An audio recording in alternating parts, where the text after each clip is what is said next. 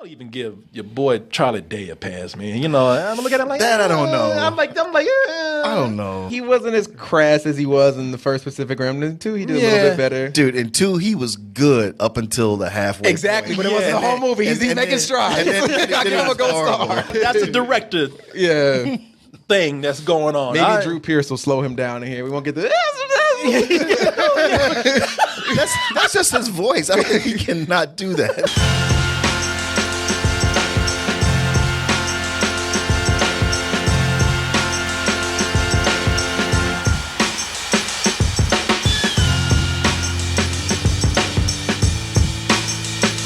DTmerch.com is where you go to get and support doubletoasted.com and get all our wonderful merchandise. Become a subscriber on doubletoasted.com by going over to Double Toasted and subscribing many ways that will allow you to be part of our many programs here that we stream live.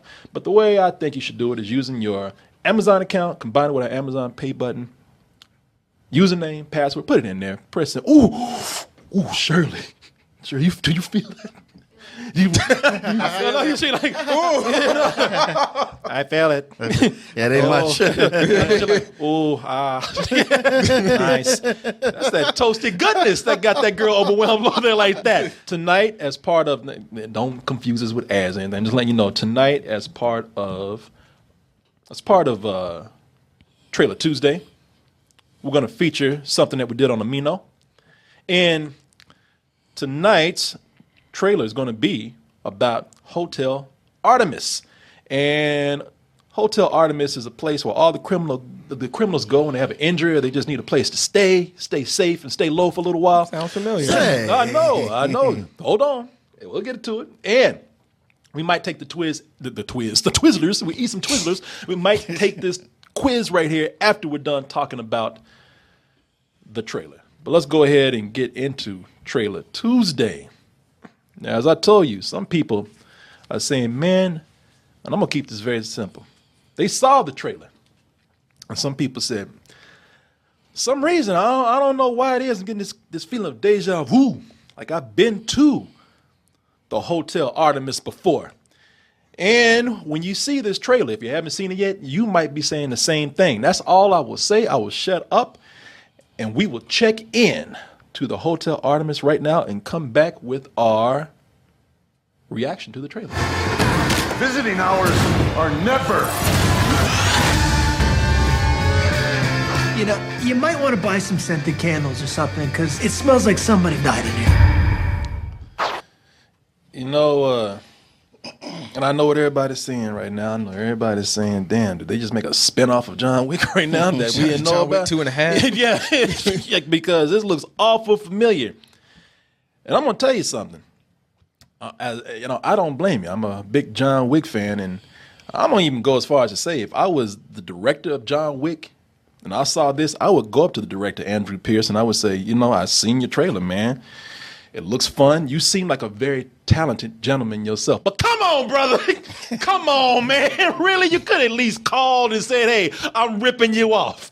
Pay some respect. Because this is, without a doubt. I mean, sometimes you can try to pull that shit. Oh man, what a coincidence. We were working on 2 criminal hotel movies at the same time? What? That's crazy, man. Oh my God, Armageddon, Deep Impact? Yeah. That's so crazy. Sounds like an interesting premise, but I've never seen it. Yeah. Walking Dead opened up the same way that 23 days later. Oh man, I didn't know you was doing that. Come on. But at some point, you got to call it for what it is. It looks like somebody's ripping somebody off. And that's what we have here. Because anybody who has seen John Wick, you don't have to be a big John Wick fan. If you've just seen John Wick, if you just sat through half of it, then you know that one of the most popular parts of John Wick, you have about 3 characters that people love in John Wick. They love John Wick. They love any dog that's hanging out with John Wick, even though a dog's like, man, get away from this motherfucker. Get me away from this fool. My clock is ticking. I heard about that last dog. And they love that hotel, the Hotel Continental. Mm-hmm. The hotel is practically another character in the movie. And the reason why people love it is the reason why that I love it is because I just love the whole concept of having this underground society for criminals. A group of assassins come in a safe place, and they know they can kill each other easily, but they can't do anything about it. And they can't do anything about it because when they get there, they say, listen, we got to keep some civility even though we're all criminals. You come up in here, there's no killing, leave your guns at the door. I'll have a drink and have a good time and put all the bullshit aside. Now, when you leave here, you can do whatever the hell you want to. And Winston, who's played by the guy that's been in Ian McShane. Ian McShane. Yeah, he's the reason why people love the rules that are there, and because he can sell it so well. That's why people don't act a fool, because this guy is so smooth about keeping his hotel in check. You know the rules.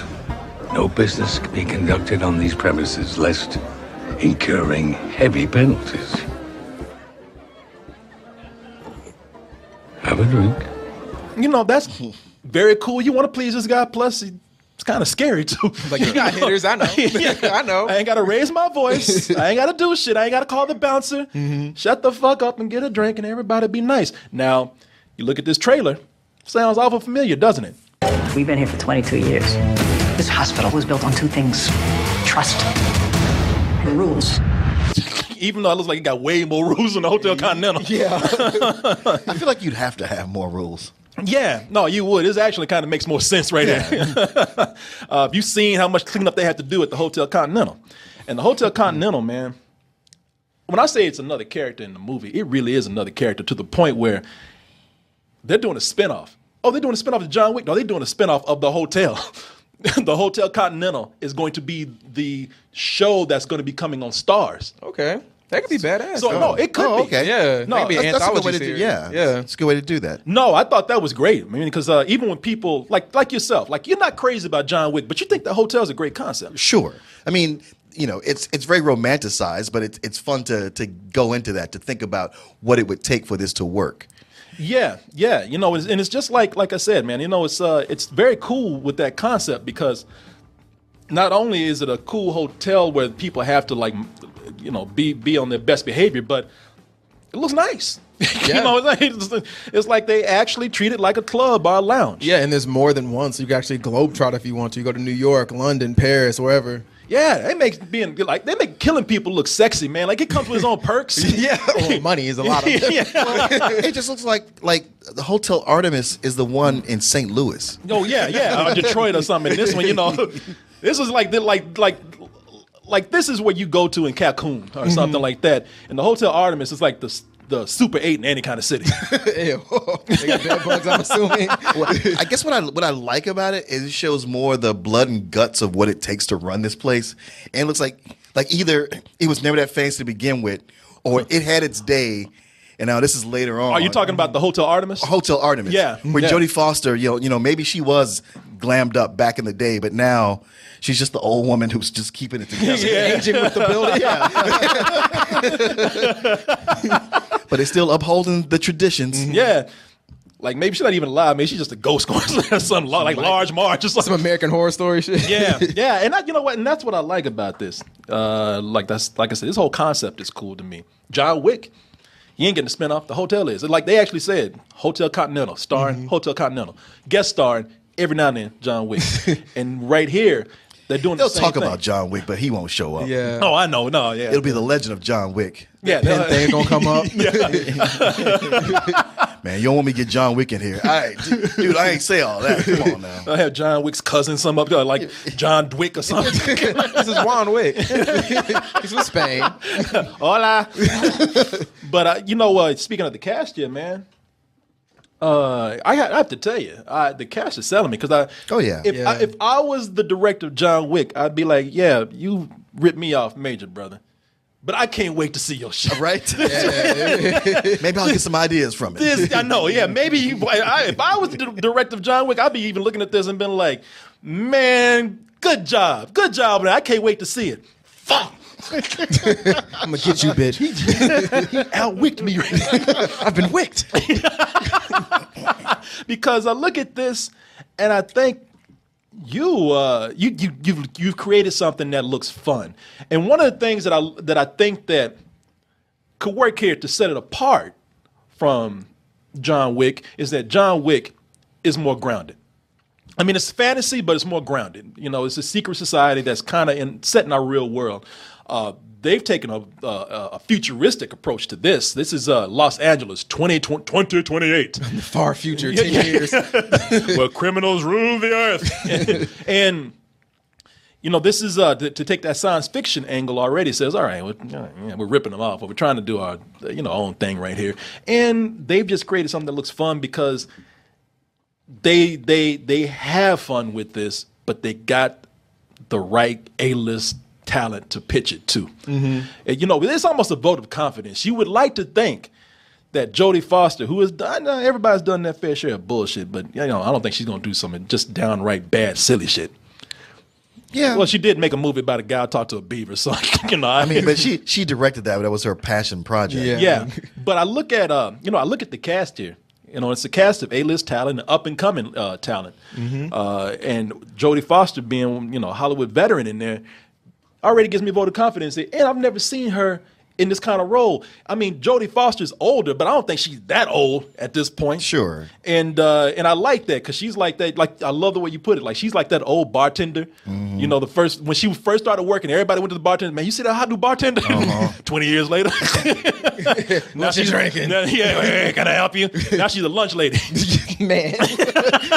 But she's keeping it running. Yeah, but she's keeping it running. You know, she's that very direct old lady that's working at the joint. You know, she knows the in and outs because she's been there for a while and just tired of it. Come on. Yeah, and that's done. Yeah, that's the thing that I think you nailed on the head with this, especially comparing it to John Wick. John Wick, our biggest star is Keanu. Right. Like, no one else is gonna trump him. That's why we cast Common and Ruby Rose. But and here you got Sterling K. Brown. You got your boy Brian Ty Henry. Yeah, and Sterling K. Brown, man.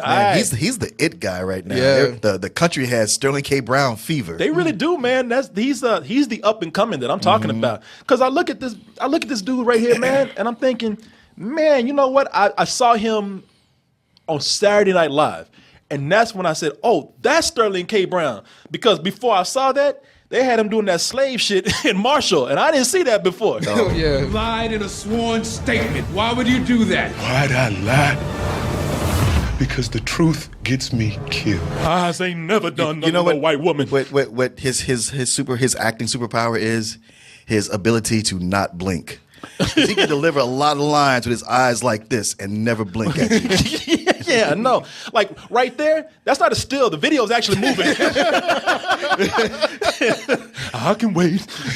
But that's when I saw him when he's in March done, but how's to do nothing to that white woman? I was like, who's this brother shuffling and jiving in there? Yeah, Marshall and then Black Panther as well. And then Black Panther. And now he's, and I saw him on that show, This Is Us. Everybody's going nuts. That's where over everybody that. talked about him. I don't watch that show. I don't either. But I'd seen him in bit parts before that. Okay, see, maybe I'd seen him before. But when I saw him on Saturday Night Live, he was very charming, man. He was very good at commanding the stage. He was lively. And he was actually funny, which is rare for a lot of actors to get up there. Was he hosting? Yeah, I think he was one of the hosts with, I forgot what the musical guest was, but yeah, I believe he was in a bunch of the skits. Yeah, he was in a Black Panther sketch. Oh, okay. Yeah, when he was on there.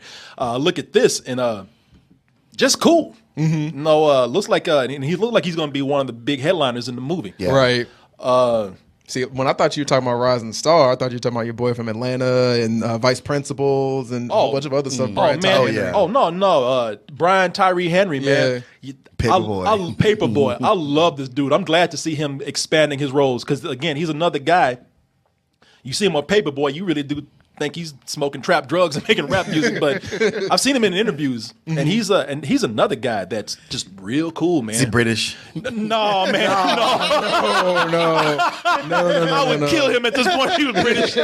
But yeah, man, but dude has range. Like, he does that. The guy in Atlanta, and the dad and Vice Principals, and he's here. He was also in the Book of Mormon musical. So like, he was? He was in that. So buddy's got range. See, he's another Sterling K. Brown for me. I've never seen him in anything but Atlanta. I might have seen him in Vice Principals. What is it? Vice Principal? Vice Principal. Yeah, because I saw a little bit of that. I might have seen him in that. And somebody, I got to tell you, man, y'all ain't giving this dude the respect he needs because there's a bunch of, it's almost like a war of big dude actors out there. Oh. And, you know. We only got so much room. I know, yeah. They're trying to crowd each other out. I know, they're treating Dave Batista like he's the run, you know. He can't squeeze his way in. No, man. Dave Batista, especially after seeing him in Blade Runner. Yeah. 2049. See, man, I'm like, this guy's a real actor now. Thank you, Martin. Dave Batista, man, y'all ain't giving him enough credit because y'all out there busy with 2 other big dudes. Like you said, I know we can't fit them all in, but ain't enough room for that muscle in one room. But the thing is, The Rock is great, but he's always The Rock. Yeah. John Cena, charming, but he's not really a great actor yet. No, he's still he's still working. He's still on a wrestler who's learning his lines. And I'm giving it. I like John Cena. I like him, man. He was better as a bull than he was as a human being in other movies. But Dave Bautista, man, that guy. He's got range. Yeah. He's got, and that's why I'm looking forward to seeing him in here. I'll even give your boy Charlie Day a pass, man. I'm looking at him like that. I don't know. I'm like, I don't know. But when he's around other good people, I'm like, he's getting better. Like he wasn't as crass as he was in the first Pacific Rim. In 2, he did a little bit better. Dude, in 2, he was good up until the halfway. Exactly, but it wasn't the whole movie. He's making strides. I give him a gold star. I ain't gonna mess with him on that. That's a director. Yeah. Thing that's going on. Maybe Drew Pierce will slow him down in here. We won't get the. That's just his voice. I don't think he cannot do that. Are you okay, brother? Make some words. It's like somebody revving him up. And I couldn't love him more. And It's Always Sunny, but I know when I've seen him in things, and also in other things, it's few and far between. Yeah, it's hit or miss. Yeah, but I'll let him slide with this one. All right. And damn Martin. All right. We'll see. He better be good. That's on you. I'm gonna beat your ass, Corey. You vouch for him. Yeah, you let him up in here. But the one. Now you get to this point where you like, hey man, we got this, and this. Are you ready to put your money down? You're like, I don't know, man. I'm still not sold. You know what? Hold on. What if we throw in? Yeah. Well, if you know what? Don't. Excuse me. Why don't you talk to my friend right here? Without the rule breakers, honey, where would you be? Take it. Yep. Take the money. Take it. Yep. God Take my money right now. Yeah. Jeff Goldblum. You should have led with that. Shit. Even the microphone over here just went limp. He shows up, it's mic drop. When Jeff Goldblum came over, the microphone was just like, oh Lord. Jeff Goldblum, man, he's been on a roll today, and as a villain too. Yeah. I mean, going back to watch Thor Ragnarok again, he's like, I just love every second he's on, on the screen. Oh yeah. No, they know they got something good here because they save him for later on in the trailer. So I'm, they're selling it with the cast. But if you look at this still with Jeff Goldblum, it's just a lot of creative things that are going on here. There's a lot of great cinematography. There's a lot of, when I say cinematography, I mean, I ain't talking about colors or anything. They are doing a lot of great things with composition right here. Yeah. This shot right here, we see Jodie Foster in Jeff Goldblum's eyes as he's giving these menacing lines. That's something that's reoccurring throughout the movie, giving it this more than John Wick.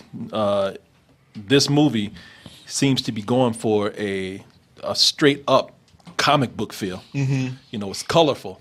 As I said, it's set in the future.